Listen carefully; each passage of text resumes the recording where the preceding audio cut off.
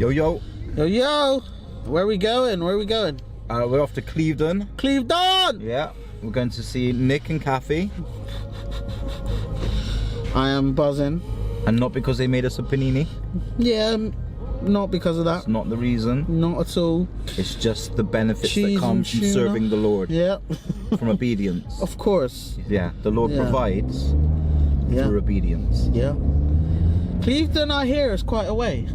Yeah, it's a bit of a drive. Probably take us about 40 odd minutes. And they come every Sunday. Every Sunday. Nick works at the church.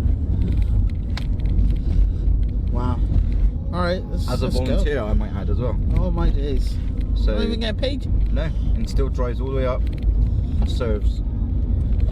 Must mean that God's doing something. Yeah, I need to meet these people. So yeah.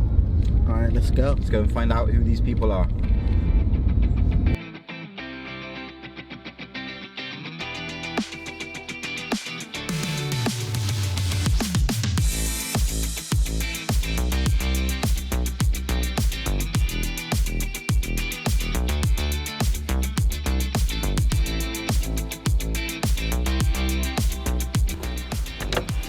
Hey! You alright? Hello! Hey there. Hey! Where's Kathi? She's somewhere around. It's alright. Cool, come in! You alright? Yeah, we're good. Hey. How did you come about, or how did it come about you coming to Hillfields Church? Good question. Do you want to I remember it well, Yeah, do yeah. you want to explain? So, we got invited by our very good friends, the Florence. So they were staying with us last September, sort of in 2020. And they were saying, oh, a friend of ours, Ravi, is getting baptized on Sunday. And we were like, ooh, that sounds interesting. Let's come along. So Yeah. we came along and never left. Yeah. Yeah, that was an amazing Sunday to come along to. It was a massive eye-opener for us. And when we first heard about the church, we were like, oh wow, this church is open, and it just really kind of captured our imagination. And we weren't formally asked, were we? The Florries didn't say, can you come? They just basically said that Ravi's baptism was happening, they were going to go along, and it was a church that was open as much as possible. And we just basically said, we want to come. And so we came along.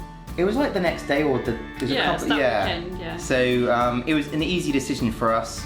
And then it was an amazing experience that particular Sunday. Yeah, because we hadn't been to church, obviously. We hadn't kind been of to forgot church about for that, many but months. Yeah, it was months and months. So it was it September? Yeah, it was September 2020, so over a year ago. And we arrived. It was a gorgeous sunny day, and it was in the marquee. It was in the days when the marquee didn't really have a proper floor, so it just followed the slope of the land, the grass. Now it's got like a nice level foundation. But I remember we were like almost under a flap, like near the edge as well. And I was like, and there were some balloons, and it was like, but that didn't matter. And then it was just like amazing time of worship. It was like hearts singing to God. It was just amazing. And then Rich was preaching, and then we were able to witness not just Ravi's baptism, which was in an inflatable pool just next to the marquee, but I think there were 14 more baptisms that day or something. Yeah. It was about 15 baptisms that day, and that just blew our minds really. It was really amazing. And what was also interesting is the Flory family were there, but also there was another family from our previous church, the Jeffries family, were also there. So us and our kids were all around witnessing all these baptisms. So in other words, it wasn't just amazing for us adults, it was amazing for the kids to witness all of that as well. Yeah. So that was the starting moment. And then also after the baptisms, we just got chatting with so many different people, and We got prayer for Sophia as well. yes, we did get prayer for Sophia in the week. Yeah. That's linked in actually. Yeah. kind of. I sort of said, oh, let's pray for healing on the day, didn't I? Yeah. And then for me, I was a bit like, I think I was a bit of a damp squib. Didn't really seem to work until 3 days later, I messaged you. You messaged me. Also 3 days later, Anne messaged, said, oh yeah, I prayed for Sue, a lady called Sue, and she had a liver complaint. Yeah. Or kidney problem for 2 years, and that left. Yeah. Amazing. I was like, all right, you didn't want to tell me that in the meeting. Well, that's it. So like midweek, after I'd had like an amazing chat with Rich and with others at the end of the service, like Rich said, during the service, he did an invitation for anyone who wanted prayer for healing. And at the time, Sophia had her foot, our eldest daughter, she had her foot in one of those plastic boots. And during the service, at that point, and she was sitting in the row behind me, I said, Sophie, do you want prayer for healing? And she was like, no, Dad. And then she was, it was a bit embarrassing. I mean, she was 11 and new environment, new people. No, I don't think it was her idea that she was comfortable with to go for it. But when Rich was in touch with me during the week, he said, I said to him, oh yeah, and by the way, you offered prayer for healing. Could you pray for my daughter Sophie? You may have noticed her foot was in the boot, but she didn't go up. And Rich, like, straight away was like, yeah, I'm on it, I'll pray. And she'd had her foot in that boot, and it was hurting. And there was supposed to be a follow-up with the hospital. She'd had it on for a month. And I'd given up trying to contact the children's hospital because they were supposed to follow it up, x-ray it, and provide the solution, the ongoing solution of care. And anyway, long story short, I said, can you pray? And then literally that afternoon, I had a call from the hospital who I'd been chasing and given up chasing like weeks before. And they said, I'm so sorry, we don't seem to have been in touch. That's our bad. Can you come in tomorrow? And I was like, with Sophia? And I said, yeah, of course I can. So anyway, the following day, I took her into the hospital. They x-rayed her, and they said she's absolutely fine. She doesn't need the boot. She's fine. So when we went on the second Sunday, that's why it kind of links in. The second time we went, I was able to just get up and give the testimony. Thank you everybody for praying. And there was a prayer evening, I think, on that same day. The Rich said he would be praying. So it was thank you very much to all the church.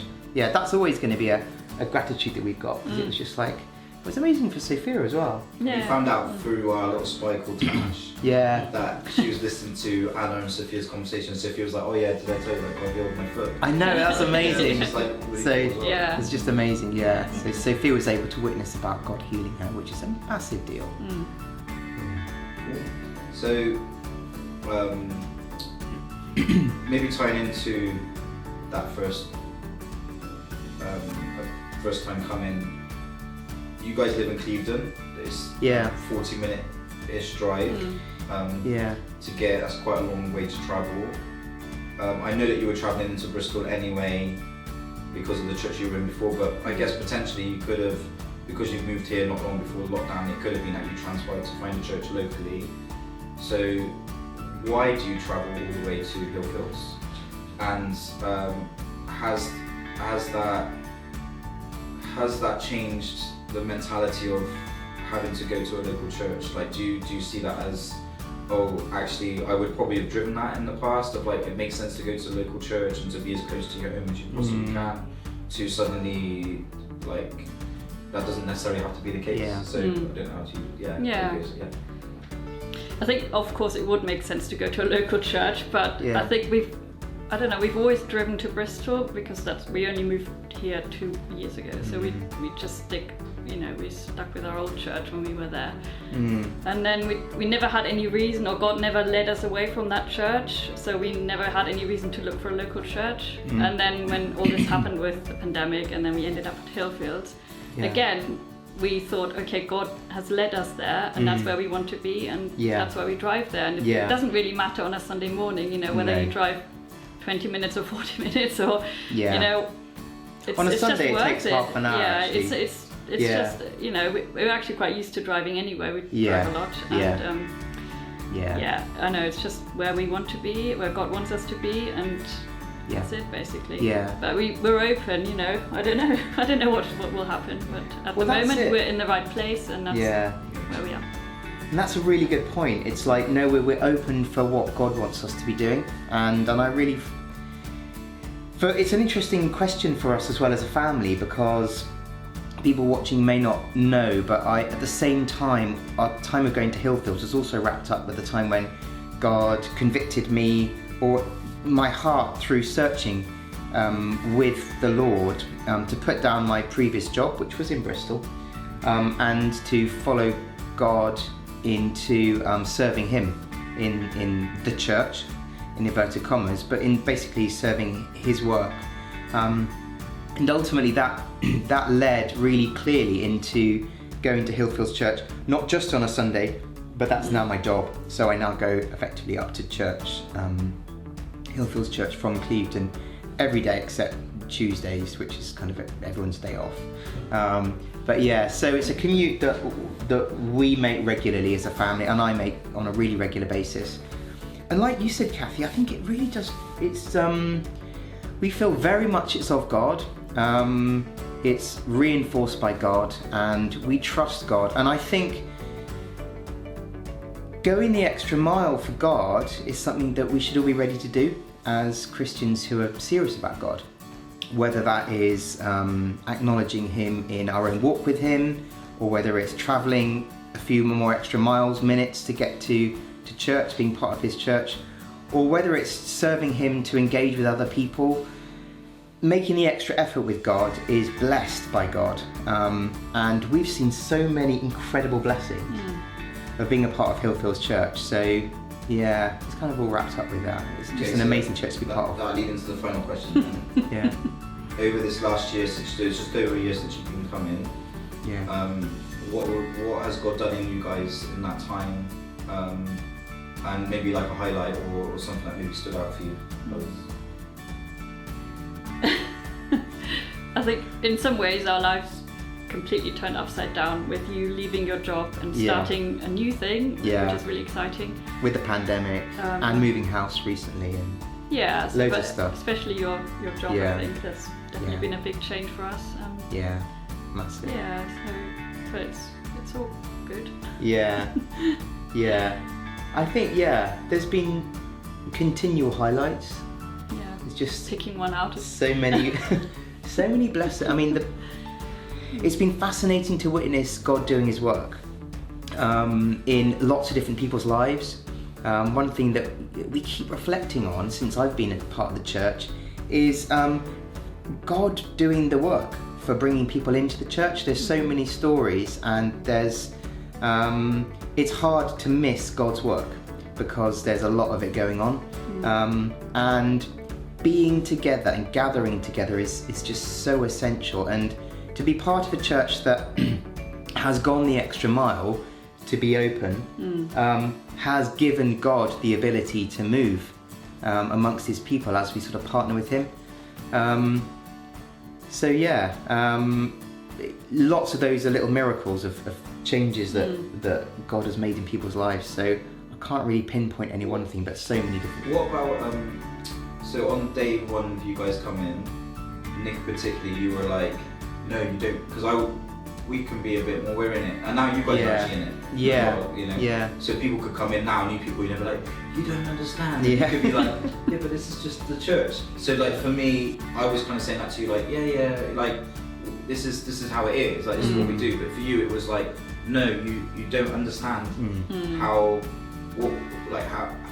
important this is, or how big this is, what you're doing is. So sort of like, obviously that was a draw for you guys to then want to come. I know obviously I messaged you in the week, I stalked you, and I messaged you and just say, I just want to say thank you for saying what you said. There's a few things in. What was that? Like, what was the thing that made you go like that and think like that? I don't know about for you, Kathi, but for me especially, there's a few things. There's a few things in that.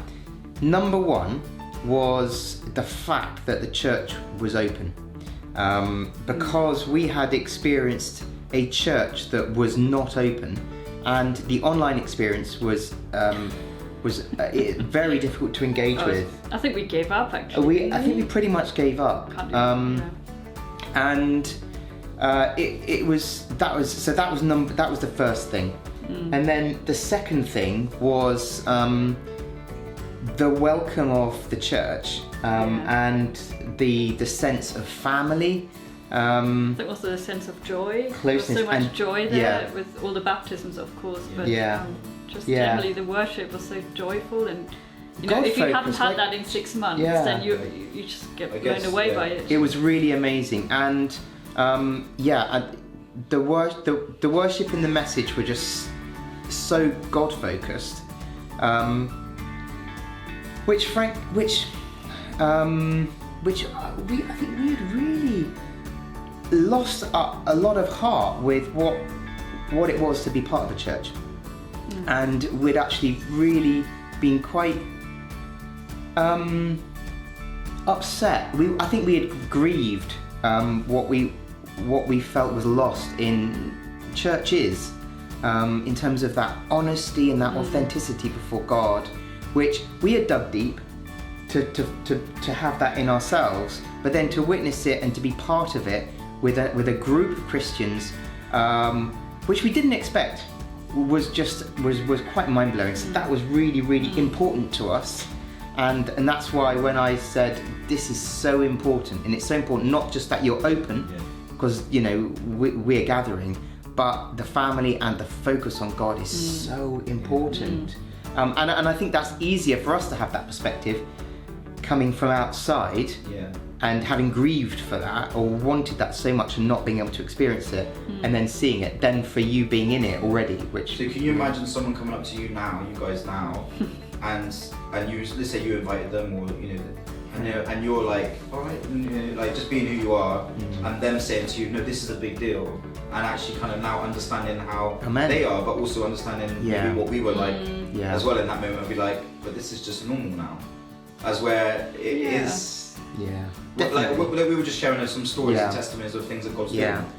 Even now, you know, incredible things that God's doing. But we're kind of almost in that, so we're still excited by it. We're not like, oh, that's just how it is.